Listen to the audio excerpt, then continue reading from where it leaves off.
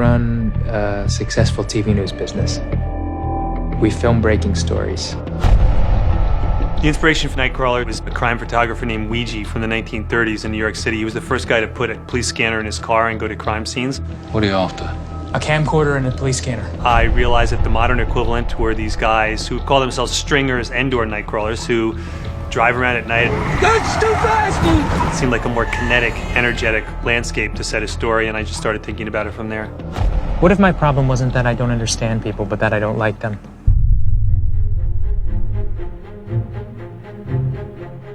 Lou's character came from an awareness that I have that a lot of people under 30, tens of millions of people, I think, statistically, either can't find employment or find employment that's piecemeal and they can't really sustain themselves. And I was very intrigued with the idea of a character coming out of that desperation, and he finds his calling. His character was so different from anything I'd ever done, you know. I just loved saying Dan's words. I followed them punctuation to punctuation. Who am I? I'm a hard worker. I set high goals, and I've been told that I'm persistent. I don't think I've ever actually worked with an actor with that challenging of a role, and he just nailed it. I prepped over 2 months, losing weight, staying up at night, and then sleeping during the day. First of all, he was starving to death. He wasn't eating. Jake said, I'm thinking of losing weight. Pounds started coming off. Finally, he got like 25 pounds into it. All makes sense now, but believe me, there was a time that it looked vaguely scary. David 109965, checking in CIC. Growing up in Los Angeles, I would see a coyote walking down the street and just stare at you. You know that it either just killed something or wanted to kill you. And I thought Lou was really a coyote. What if I was obliged to hurt you for something like this? He just immersed himself in it. He's basically gone, this character's desperate and hungry, and he was.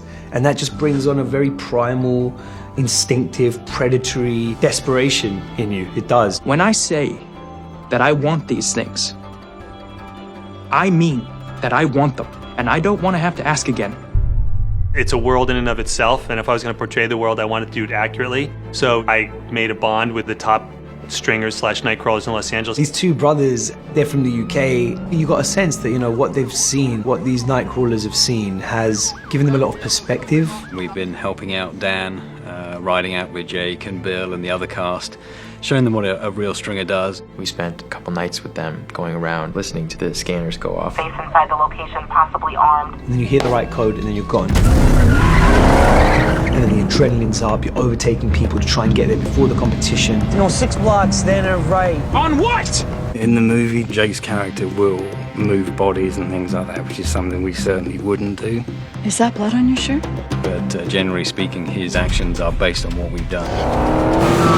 7827, we just turned northbound on Western. Stay on the police car. Just like a combat soldier or an EMT worker, there is an adrenaline rush that comes from being around dramatic, hypercharged situations like a crime scene or somebody dying.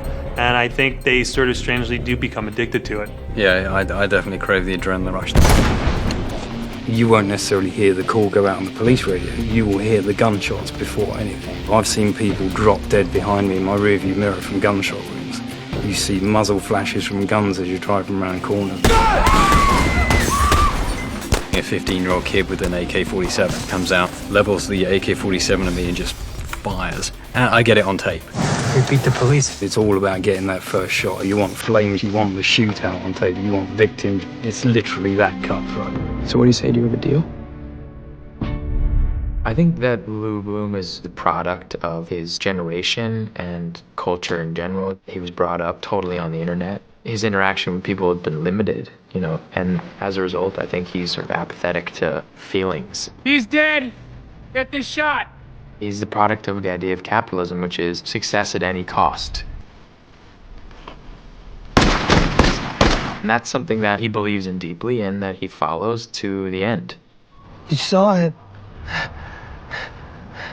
Other people may see it as a tale of evil succeeding. For me, I was just trying to tell as realistic and objective a story as possible of a young man who's troubled and has certain gifts, who enters a world in which those gifts are rewarded rather than being punished. I like to think of it as the ultimate success story.